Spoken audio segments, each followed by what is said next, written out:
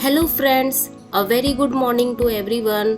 तो आज जो मेरी दिन की शुरुआत हुई थी सुबह के 4:30 बजे से हुई थी और आज वेडनेसडे है और आज जो डेट है 17 जुलाई और हमारे 30 डेज चैलेंज का आज 14 डे है। तो उसके बाद मॉर्निंग पूजा के बाद मैं आ गई थी अपनी स्टडी प्लान बनाने के लिए, जो मेरा डेली का शेड्यूल रहता है। मैक्सिमम टाइम मुझे थोड़े ही पॉइंट लिखने होते हैं क्योंकि वीकली प्लान जब एक बार बन जाता है तो उसके बाद ना डेली का टारगेट बड़ा इजी हो जाता है। और कुछ टॉपिक तो ऐसे होते हैं, रिपीटेड ही होते हैं, तो माइंड में वो रहता ही है।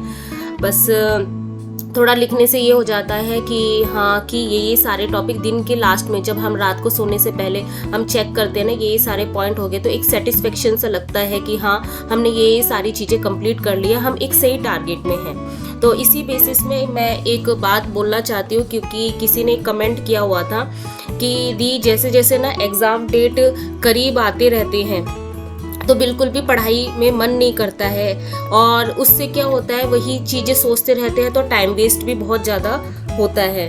तो ये ना मैं इसका मेन रीज़न एक्चुअली सबके साथ ही ऐसा होता है, ऐसा आपके साथ नहीं है, सबके साथ ही ऐसा होता है। क्योंकि एक्चुअली होता है कि हम एक ही चीज़ डेली डेली करते हैं ना तो बॉडी हमारी माइंड हमारा ना मोनोटोनस हो जाता है।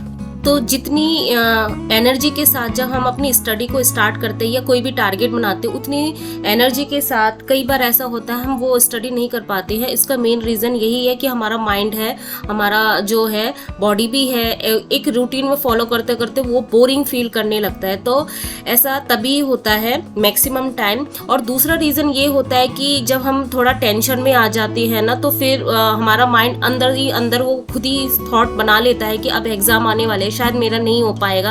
ऐसे कुछ थॉट आने के कारण हम प्रोक्रास्टिनेशन करने लग जाते हैं, उस चीज़ को अवॉइड करने लग जाते हैं। उस डर का सामना करने से हम डरते हैं, इसी की वजह से हम उसको अवॉइड करते हैं और पढ़ने की इच्छा हमारे अंदर आती नहीं है और हम और किसी चीज़ में अपने आप को इंक्लूड कर लेते हैं। तो बेसिकली ऐसा जब भी ऐसा लगता है तो मुझे ऐसा लगता है, जो मेरे साथ भी होता है, तो मैं क्या करती हूँ एक दिन का रेस्ट कर लेती हूँ या 2 दिन का रेस्ट, मैक्सिमम 2 दिन, उससे ज़्यादा तो मैं वैसे भी स्टडी से बिना रह ही नहीं सकती हूँ। तो उस जो 2 दिन का रेस्ट लिया है उस दिन में मैं ये सोचती हूँ कि और किस नई तरीके से स्टडी को किया जाए, कितना चीज़ पेंडिंग है, कितना चीज़ और किया जा सकता है, क्या नई चीज़ें हैं। या ऐसा भी हो सकता है कि कौन से नई तरीके से मैं क्योंकि कई चीज़ें ऐसी होती है बोरिंग होने की वजह से भी हमें वो बोरिंग लगती है और हम करना नहीं चाहते कि कोई नया स्ट्रेटेजी है उसको फॉलो करने से हमारी जो स्टडी है वो इंटरेस्टिंग हो जाए। तो बेसिकली है ये जब भी थोड़ा माइंड को जब भी हम इजी करने के लिए जो ये गैप लेते हैं ना,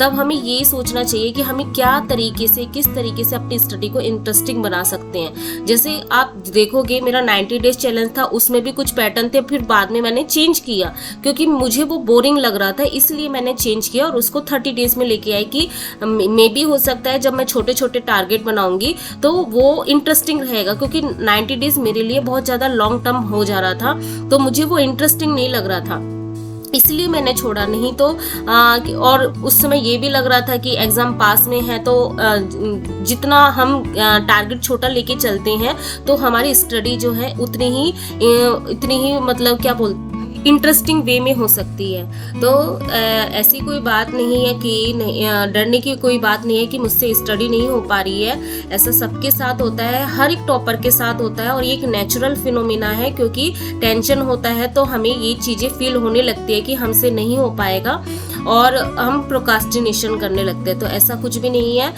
थोड़े दिन का गैप लेना चाहिए, 1 दिन का मैक्सिमम आप ले लो। उस दिन मतलब बॉडी को थोड़ा सा, माइंड को थोड़ा सा रिलैक्सेशन दो और उसमें से थोड़ा सा टाइम निकाल के ये सोचना है आपको कि किस तरीके से स्टडी को इंटरेस्टिंग बनाया जाए।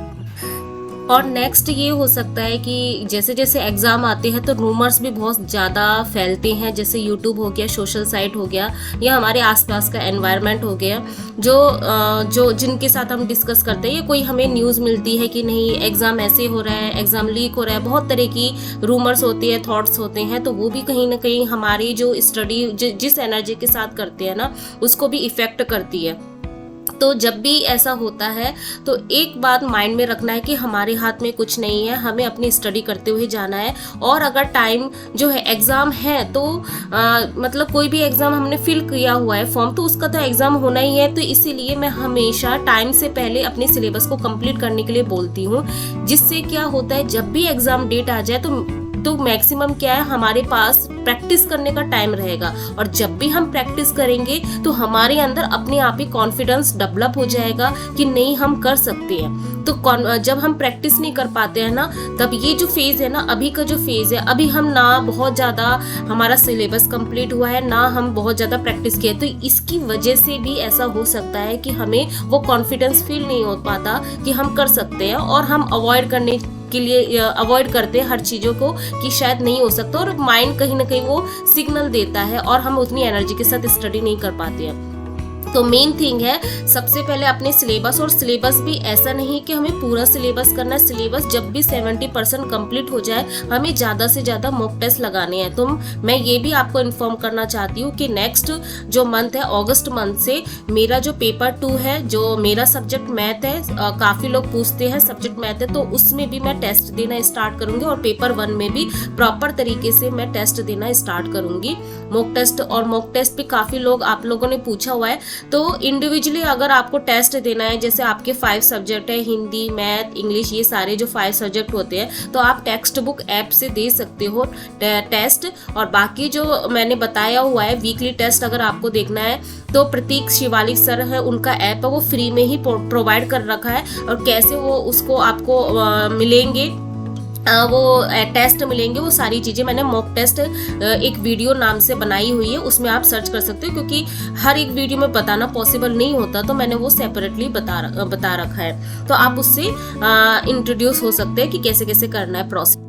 तो आज ना मेरे बेटे की स्कूल की छुट्टी थी, क्योंकि यहाँ पे ना आज मुहर्रम था, तो बेटा सोया हुआ था, तो मैं उसको डिस्टर्ब नहीं करना चाहती थी, इसीलिए मैं अपना जो वीडियो चला के अपना स्टडी कर रही थी मैथ के।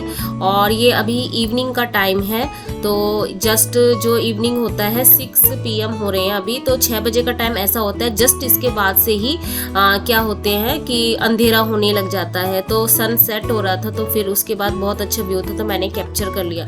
उसके बाद हमारा जो है रात का डिनर वगैरह हो गया था। उसके बाद फिर मैं अपनी, जैसे आप सब लोगों को पता ही है, मेरा पेपर 2 का जो है उसका प्रैक्टिस करती हूँ और रिवीजन करती हूँ मैक्सिमम। तो यही मैं आपको जो है समरी में यही बोलना चाहूँगी कि जब भी आपको लगता है टेंशन होता है, फ्रस्ट्रेशन होता है, तो एक काम आप करिए, जो मुझे फील होता है मैं वही बता रही हूँ कि आप रिवीजन कर लीजिए। जब भी आपको लगता है आप रिवीजन किए। कभी कभी ऐसा भी होता है, बहुत सारे डाटा इन्फॉर्मेशन जब हम कलेक्ट कर लेते हैं ना, तो माइंड हमारा ना ऐसा ब्लॉक जैसा हो जाता है, और उसको ना स्पेस नहीं मिलता है, और कनेक्शन भी कहीं ना कहीं नहीं मिलता है। उसको लगता है इतना सारा बर्डन है, इतना सारा सिलेबस है, मैं कैसे करूँगी। तो कभी भी ऐसे बीच बीच में ब्रेक लेके रिवीजन करना चाहिए। और मेरा जो प्लान है अब अगस्त मंथ से ज़्यादा अपने रिवीजन पे देना है। तो मेरा जो प्लान है अब कि अर्ली इवनिंग में जो मैं स्टडी करती हूँ उसमें मैं रिवीजन रखूँगी, आफ्टरनून में भी रिवीजन रखूँगी, और नाइट में सोने से पहले 1 घंटे का रिवीजन, मतलब इतने घंटे मुझे रिवीजन के अब देने पड़ेंगे। तो क्या होगा कि बार बार एक ही चीज़ रिकॉल होंगी, तो मुझे लगेगा ये तो मैं पढ़ चुकी हूँ, ये तो नया कुछ है नहीं। तो इस तरीके से मुझे अब मैं प्लानिंग कर रही हूँ। तो यही था आज का दिन। तो फिर मिलते हैं नेक्स्ट ब्लॉग में, तब तक के लिए बाय, गुड नाइट।